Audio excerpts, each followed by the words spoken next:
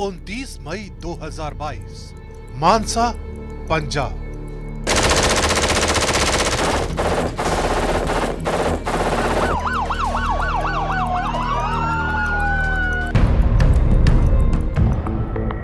शुभदीप सिंह सिद्धू उर्फ सिद्धू मूसेवाला को मारने का कॉन्ट्रैक्ट जिस गैंग के पास था, उसके पास कुछ सालों पहले तक एक राइफल खरीदने की हैसियत तक नहीं थी। लेकिन उस लॉरेंस गैंग ने सिंगर सिद्धू मूसेवाला को ऑटोमेटिक हथियारों से ताबड़तोड़ गोलियां चलाकर मार दिया।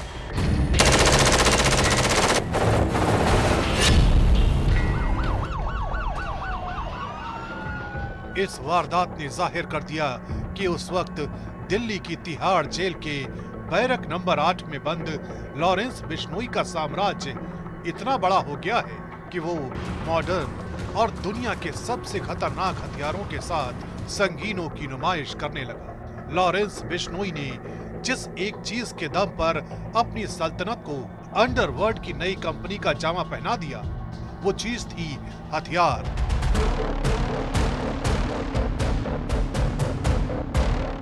और हथियार सप्लाई का एक ऐसा नेटवर्क जिसने उसके गैंग के हर एक गुर्गे को मौत की मशीन बना दिया।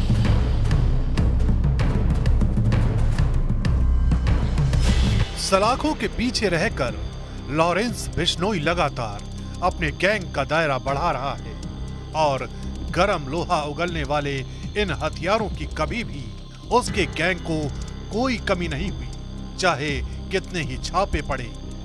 हथियार पकड़े गए, एल गैंग के गुर्गे पकड़े गए, शूटरों को गिरफ्तार किया गया, लेकिन लॉरेंस गैंग का ना तो खौफ कम हुआ और ना ही जराइम की काली दुनिया में उसके वर्चस्व में कोई कमी आई।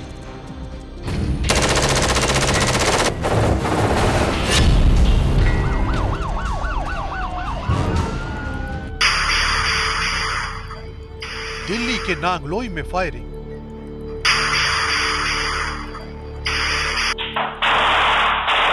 दिल्ली के नारायणा कार शोरूम में फायरिंग,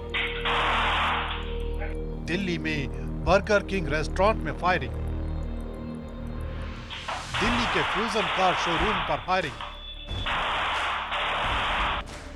दिल्ली में नादिर शाह हत्याकांड, दिल्ली में बिजनेसमैन के घर फायरिंग,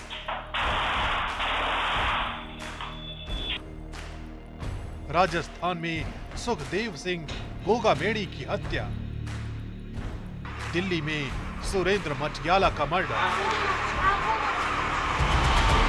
खौफ की इन तमाम खूनी इबारत को लिखने वाले कोई और नहीं बल्कि वो थे दो गैंग, एक लॉरेंस बिश्नोई और दूसरा बम्बीहा गैंग। इनके इशारे पर पिछले कुछ महीनों में राजधानी दिल्ली में मौत का तमाशा हो रहा है और मौत के इस तमाशे में किरदार चाहे जो हो, लेकिन उसके हाथ में आग उगलने वाले हथियारों का सोर्स एक ही है। उसी सोर्स की पड़ताल करने के लिए निकली न्यूज 18 इंडिया की टीम। खुफिया जानकारी के तारों को खंगालते हुए हमारी टीम को एक ऐसी जगह का पता चला जो दिल्ली से दूर नहीं है, लेकिन हथियारों की सप्लाई का नेटवर्क नेपाल और पाकिस्तान तक कनेक्ट करता है।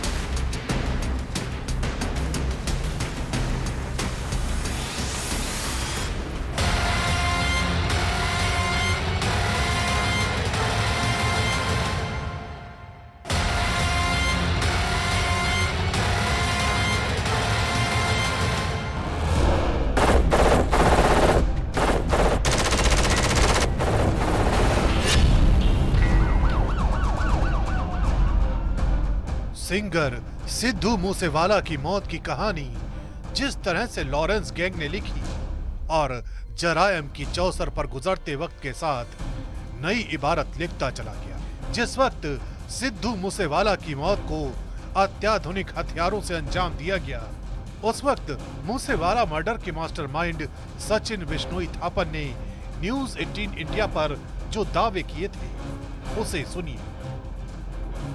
सचिन बिश्नोई, ये बताइए कि ये जो हथियारों का इस्तेमाल हुआ है ये हथियार कहाँ से मुहैया कराए थे आपको? किन लोगों ने मुहैया कराए थे? AK-47 इतने बड़े बड़े सोफिस्टिकेटेड वेपन जो हैं वो कहाँ से आए थे? ये अत्याधुनिक हथियार आप लोगों के पास?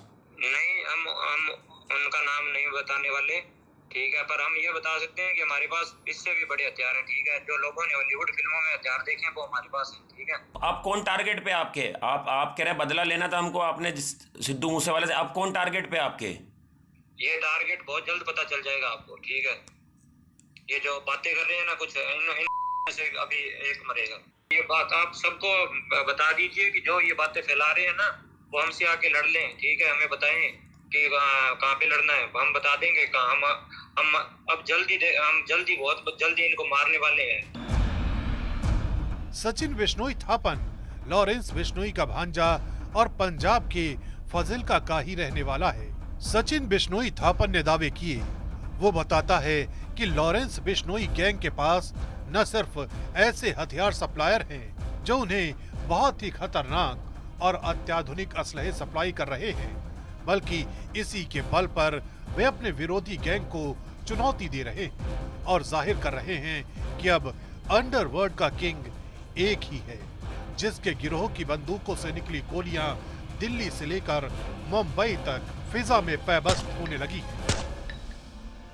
गैंगस्टर सचिन बिश्नोई थापन का यह दावा ये बताने के लिए काफी है कि लॉरेंस बिश्नोई गैंग के पास अवैध हथियारों का कितना बड़ा जखीरा मौजूद है, जिसकी कल्पना शायद जांच एजेंसियों ने भी नहीं की होगी। आज लॉरेंस बिश्नोई सिंडिकेट के पास मध्य प्रदेश, उत्तर प्रदेश और नेपाल के अलावा पाकिस्तान तक से अवैध हथियारों की खेप पहुंच रही है।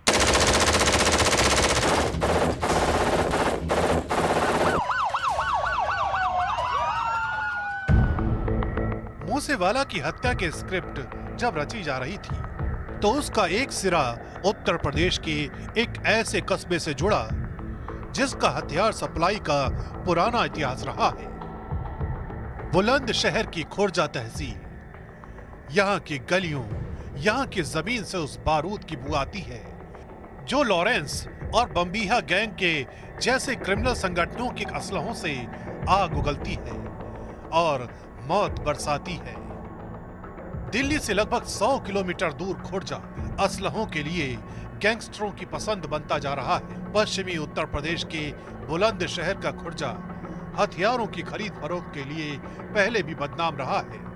सिद्धू मूसेवाला हत्याकांड में इस्तेमाल सोफिस्टिकेटेड वेपन की खेप लॉरेंस बिश्नोई की क्राइम कंपनी ने बुलंदशहर के खुर्जा से मंगवाई थी। ये खेप खुर्जा के बड़े हथियार सप्लायर कुर्बान अंसारी और इमरान अंसारी के जरिए लॉरेंस गैंग तक पहुंची थी, जिससे जुड़े एक हथियार सप्लायर को बुलंदशहर पुलिस ने हथियारों के साथ हाल ही में पकड़ा है। एक खुर्जा में रिजवान नाम का व्यक्ति था जो कि अपने आप को पत्रकार बता करके वहाँ रहता था और सफ़ेद पोश बनकर रहता था। हम लोगों पे क्रेडिबल इनपुट्स प्राप्त हुए थे कि ये वेपन्स की डीलिंग में इन्वॉल्व है। उस सूचना पर काम करते हुए दो जगह छापेमारी करते हुए एक वेपन्स पकड़े गए थे, जिसमें कि इस रिजवान का नाम आया था और रिजवान पे 25,000 रुपये का इनाम भी घोषित किया गया था। आज के डेट में वो जेल में है और उससे संबंधित जितने भी लोग हैं उन सब पे हम लोग गैंगस्टर की कार्रवाई कर रहे हैं। ये लोग एक यहाँ का लोकल एक व्यक्ति था जो कि आर्म्स की मैन्युफैक्चरिंग कर रहा था, जिसको कि हम लोगों ने पकड़ भी लिया था और उसके पास से ये सारे बरामदगी हुई थी। लॉरेंस गैंग और बम्बीहा गैंग में वर्चस्व की जंग चल रही है और वर्चस्व की जंग की इस किताब में कुछ पन्ने पहले ही लिखे जा चुके हैं, जबकि कुछ पन्नों पर कानून की कलम अभी भी चल रही है और दोनों ही गैंग के सरगना जुर्म की दुनिया के बेताज बादशाह बनना चाहते हैं और दोनों की राहें अगर किसी एक जगह पर आकर जुड़ती हैं तो वो है उत्तर प्रदेश के बुलंदशहर का खुर्जा, जिसके कनेक्शन असलहों के मामले में नेपाल और पाकिस्तान तक जाते हैं। खुर्जा तहसील का ये वही शेख साहिबान इलाका है जो साल 2016 में उस वक्त सुर्खियों में आया जब दिल्ली पुलिस की स्पेशल सेल ने कुर्बान अंसारी और उसके साथियों को हथियारों की एक बड़ी खेप के साथ गिरफ्तार किया। उस वक्त ये जानकारी सामने आई कि कुर्बान अंसारी पश्चिमी उत्तर प्रदेश का एक बड़ा हथियार सौदागर है, जिसके तार नेपाल और पाकिस्तान तक से जुड़े हुए हैं। उसके बाद पंजाबी सिंगर सिद्धू मूसेवाला हत्याकांड की जब स्क्रिप्ट रची जा रही थी तो उसका एक सिरा भी खुर्जा आकर जुड़ा। सूत्रों से मिली जानकारी के मुताबिक सिद्धू मूसेवाला की हत्या में शामिल हथियार भी खुर्जा से लॉरेंस बिश्नोई गैंग तक पहुंचाए गए थे। अर्ली 2000s में एक कुर्बान अंसारी नाम का एक व्यक्ति यहाँ खुर्जा का था, जो कि दिल्ली में पकड़ा गया था और उसके पास से कुछ वेपन्स बरामद हुए थे। उसको तत्समय दिल्ली से जेल भेजा गया था और क्योंकि वो रेसिडेंट खुर्जा का था तो यहाँ पर भी छानबीन वगैरह की गई थी। दिल्ली के रानी बाग इलाके में हाल ही में बम्बिहा गैंग के गुर्गों ने अवैध वसूली के लिए एक बिजनेसमैन के घर ताबड़तोड़ फायरिंग की थी और उस मामले में दिल्ली पुलिस के स्पेशल सेल ने बम्बिहा गैंग के जिन 2 शूटर्स को गिरफ्तार किया, बिलाल अंसारी और शोएब कुरैशी गिरफ्तार किए थे। उनका ताल्लुक खुर्जा से बताया जाता है और रानी बाग में फायरिंग के लिए इस्तेमाल हथियार भी खुर्जा से ही आए थे। रानी बाग फायरिंग का एक शूटर शोहेल फरार है। शोहेल भी खुर्जा से ही है। वहीं बम्बिहा गैंग का नया लीडर पवन शौकीन भी खुर्जा से ही गैंग के लिए हथियार खरीदता था। पवन शौकीन अभी अमेरिका में है और वहीं से गैंग की कमान संभाल रहा है। सूत्रों से मिली महत्वपूर्ण जानकारी के मुताबिक रानी बाग फायरिंग के आरोपी पहले जेल में बंद रहने के दौरान कुछ हथियार सप्लायर के संपर्क में आए थे, जिनका ताल्लुक खुर्जा से था। लेकिन सवाल, अगर खुर्जा से हथियार सप्लाई हो रहा है तो खुर्जा में हथियार कहां से आते हैं? क्या खुर्जा में हथियार बनाए जाते हैं या फिर देश के किसी और हिस्से से ये हथियार खुर्जा तक पहुंचते हैं?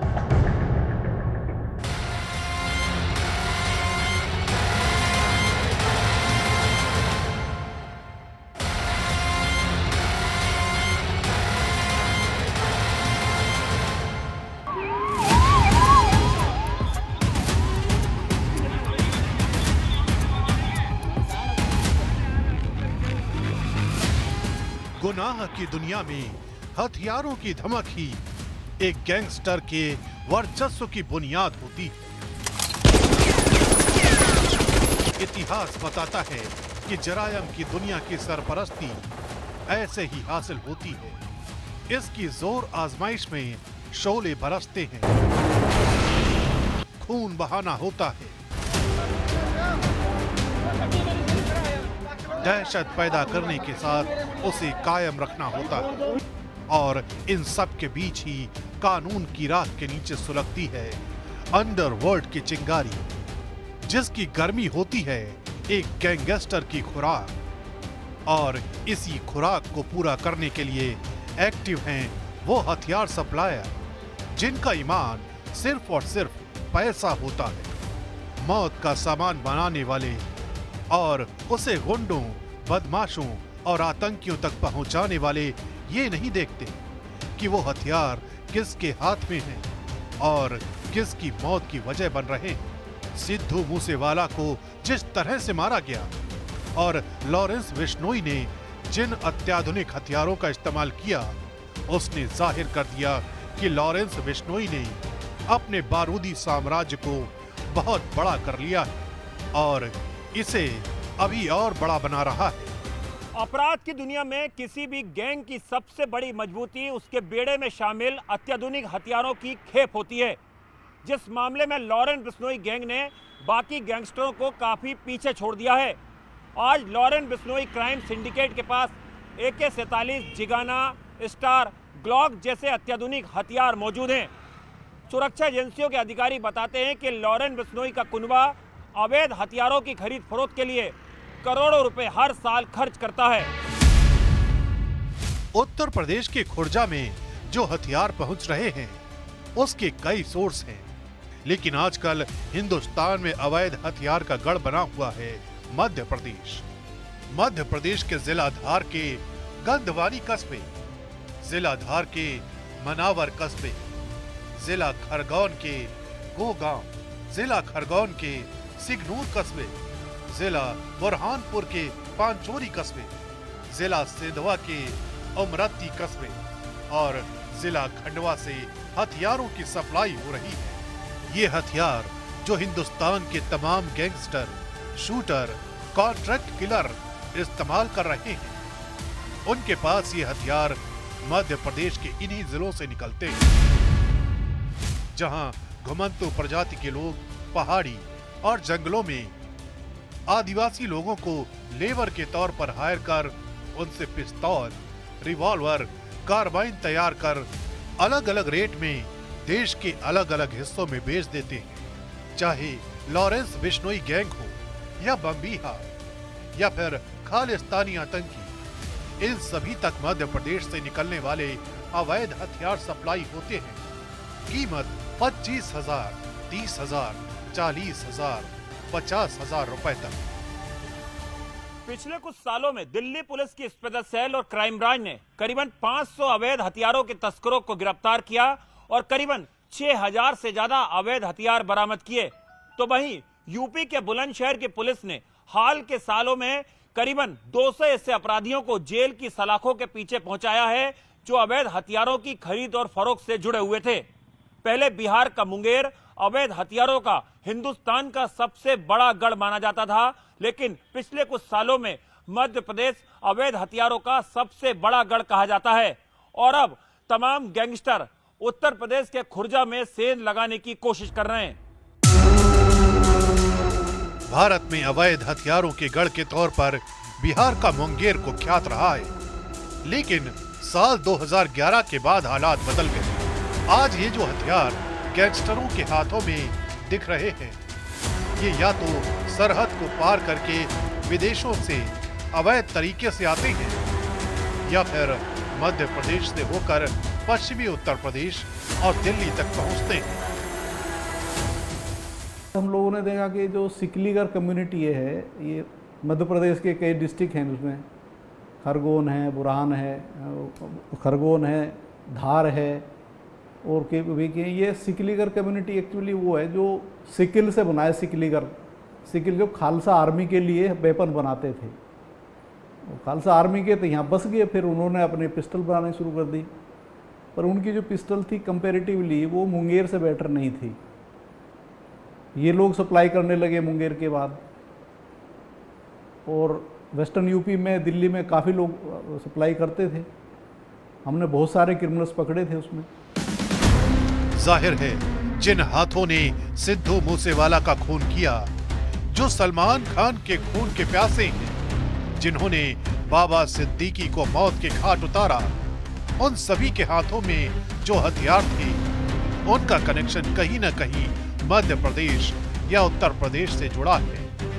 लेकिन देश के बड़े हथियार तस्करों की बात करें तो उनमें वो नाम शामिल हैं जो पंजाब, राजस्थान और दिल्ली से ताल्लुक रखते हैं। देश के बड़े हथियार तस्करों में शामिल नाम जान लीजिए। महेंद्र समीर, राजस्थान का रहने वाला, सुखदेव सिंह गोगामेड़ी केस में वांटेड और 1 लाख का इनामी। सुखदेव सिंह गोगामेड़ी हत्याकांड में जो शूटर शामिल थे, उन्हें महेंद्र समीर ने हथियार मुहैया कराए थे। और तो और राजस्थान के कोटा के रहने वाले महेंद्र समीर पर आरोप है कि उसने इन शूटरों को अपनी पत्नी के घर रुकवाया था और पैसों का इंतजाम भी करवाया था। महेंद्र समीर राजस्थान का बड़ा हथियार सप्लायर है, जो लॉरेंस बिश्नोई गैंग रोहित गोदारा को हथियार सप्लाई करता है। सलीम पिस्टल, दिल्ली का हथियार तस्कर, दुबई में मौजूद है। तिहाड़ जेल में बंद लॉरेंस बिश्नोई के करीबी हाशिम बाबा गैंग को लंबे वक्त तक सलीम पिस्टल ही हथियारों की खेप देता था। दिल्ली में गैंगस्टर को अत्याधुनिक हथियारों की खेप पहुंचाने वाला सलीम पिस्टल ही है, जिसने सबसे पहले पाकिस्तान और नेपाल से आने वाले हथियारों को दिल्ली एनसीआर के गैंगस्टर तक पहुंचाना शुरू किया। नाम रंजीत डोपला, पंजाब का हथियार तस्कर, अमेरिका में मौजूद। लॉरेंस बिश्नोई का डॉजिए कहता है कि लॉरेंस बिश्नोई और रंजीत डोपला दोस्त हैं और इन दोनों की दोस्ती पंजाब के पुराने बदमाश जसविंदर और रॉकी ने करवाई थी। डॉजिए के मुताबिक लॉरेंस बिश्नोई ने अपने गुर्गो, संपत नेहरा और काला चठेड़ी की रंजीत डुपला से बात कराई थी और रंजीत डुपला ने कई अत्याधुनिक हथियारों की सप्लाई की। लॉरेंस गैंग ने रंजीत डुपला से कई हथियार खरीदे हैं और उनके जरिए कई वारदातों को अंजाम दिया है।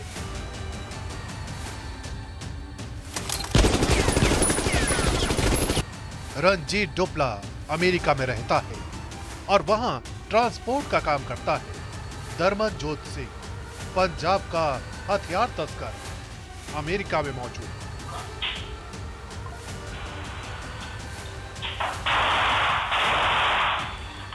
ये भी लॉरेंस के लिए हथियार नेक्सस का एक अहम किरदार है। 2017 में धर्मनजीत सिंह उर्फ धर्मन कहलो अमेरिका भाग गया। जनवरी 2020 में धर्मनजीत सिंह को भगोड़ा घोषित किया गया। जरायम की दुनिया का ये दस्तूर है कि वो जितना देता है उससे कहीं ज्यादा ले भी लेता है। लेकिन इस बात की परवाह जेल में बंद लॉरेंस बिश्नोई को भला कहां है। उसके गुर्गे लगातार खून बहा रहे हैं, लोगों को मौत के घाट उतार रहे हैं। लेकिन सवाल है कि आखिर एक छोटा मोटा गुंडा कैसे जुर्म की सल्तनत की बादशाहत हासिल करने के करीब पहुंच गया। लॉरेंस को उसके गैंग वाले गुरुजी कहते हैं, लेकिन वो कौन है जो लॉरेंस का भी गुरु है और जिसने लॉरेंस बिश्नोई को बनाया है अंडरवर्ल्ड का नया डॉन।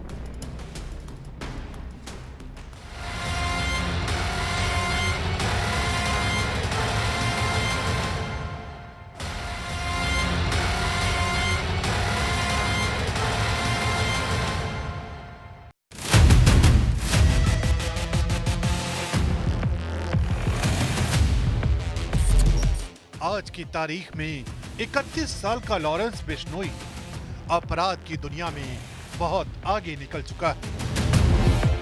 उसका साम्राज्य बहुत बड़ा हो चुका है। हालांकि खुद उस पर हत्या की कोशिश, डकैती, हमला करने के मामले दर्ज हैं। चंडीगढ़ में बिश्नोई के ऊपर 7 एफआईआर दर्ज है, जिनमें से 4 में वो बरी हो चुका है। लेकिन जरायम की दुनिया में उसके चर्चे अंडरवर्ल्ड के नए डॉन के तौर पर हो रहे हैं। माया नगरी में लॉरेंस बिश्नोई के गुर्गी एक के बाद एक कांड कर रहे हैं। एक्टर सलमान खान को अमूमन हर रोज धमकियां मिल रही हैं। उनके बेहद करीबी बाबा सिद्दीकी को मौत की घाट उतार दिया गया है। लेकिन ये सब कुछ खुलेआम हुआ, ये बताते हुए इन वारदातों को अंजाम दिया गया कि अंडरवर्ल्ड की काली दुनिया का नया बादशाह आ गया है, जिसका नाम है लॉरेंस बिश्नोई।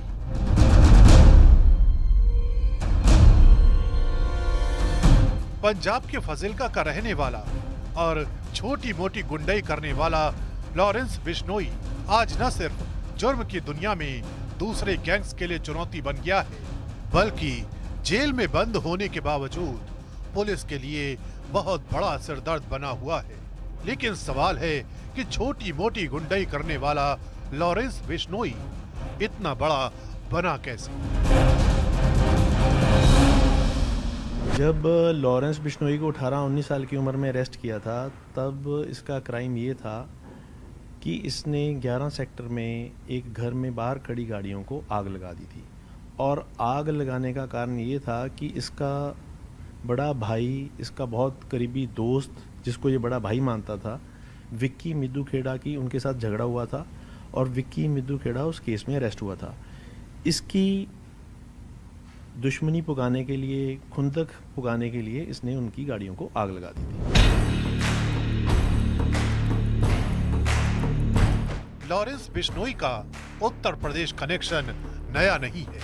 पुलिस महकमे में जुर्म के इस किरदार की डायरी कहती है कि कभी लॉरेंस बिश्नोई जरायम की दुनिया में महज एक प्यादा था, लेकिन एक गैंगस्टर ने उसके ऊपर हाथ रखा और उत्तर प्रदेश के एक बाहुबली से उसकी मुलाकात कराई, जिसके बाद जुर्म की सीढ़ियां लांघते लांघते लॉरेंस बिश्नोई का कद बढ़ता चला गया।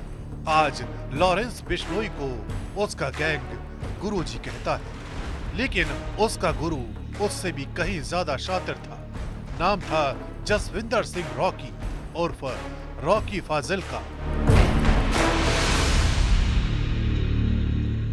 आप भी ये जानना जरूर चाहेंगे कि आखिर देश के नए डॉन लॉरेंस बिश्नोई का जुर्म की दुनिया में पहला गुरु कौन था। तो इसके लिए आपको एक नाम जानना बेहद जरूरी है, और यह नाम है जसविंदर सिंह उर्फ रॉकी फाजिल्का।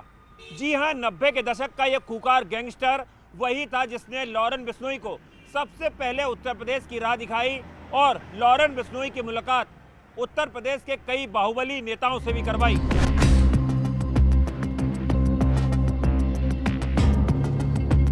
उन दिनों फाजिल्का की फिजा से निकली बारूद की गंध उत्तर प्रदेश तक जाती थी। जसविंदर सिंह रॉकी उर्फ रॉकी फाजिल्का यूपी के तीन बाहुबली नेताओं का करीबी था, जिसमें से एक नाम मुख्तार अंसारी का भी आता है।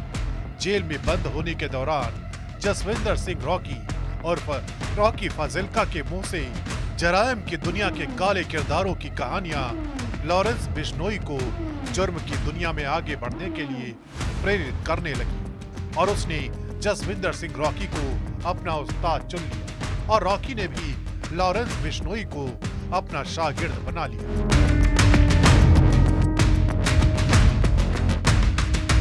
जब ये पहले इनिशियल 3-4 बार जेल में गया तो एक हाईवे रॉबर्स गैंग था जिसका मुखिया जयपाल सिंह, शेरा कुब्बन, हरजोत सिंह टीनू और ये सारे थे। और इसके अलावा जसविंदर सिंह रॉकी जो फाजिल्का का नामी गैंगस्टर था वो भी जेल में था। ये जब जेल में गया तो ये उन्हीं की बैरक में गया और उनके साथ ही रहता रहा, और उन्होंने अपने अपने एक्सपीरियंस इसके साथ शेयर किए। उन्होंने अपनी शरण में इसको ले लिया, जिसके कारण ये उनके टच में रहा और आहिस्ता आहिस्ता इसकी ग्रूमिंग होती रही in the world of crime. Punjab के फाजिल्का में साल 1971 में पैदा हुए जसविंदर सिंह रॉकी का 90 के दशक के बाद जुर्म की दुनिया में दबदबा बन रहा था। उस समय पंजाब में भी अपराध का स्तर बढ़ चुका था। बताते हैं कि रॉकी की मुलाकात इसी बीच यूपी के माफिया मुख्तार अंसारी से हुई, और उसी की दिखाई राह पर रॉकी आगे बढ़ गया। साल 1994 आते आते कई मामलों में रॉकी का नाम सामने आया था, पर 1994 से लेकर 2016 तक हत्या की साजिश, अपहरण जैसे अन्य संगीन जुर्मों में 22 मामले दर्ज थे। खास बात ये कि रॉकी को पंजाब पुलिस की तरफ से सुरक्षा में 4 पुलिसकर्मी दिए गए थे। 30 अप्रैल 2016 को जसविंदर सिंह रॉकी की गोली मारकर हत्या कर दी गई।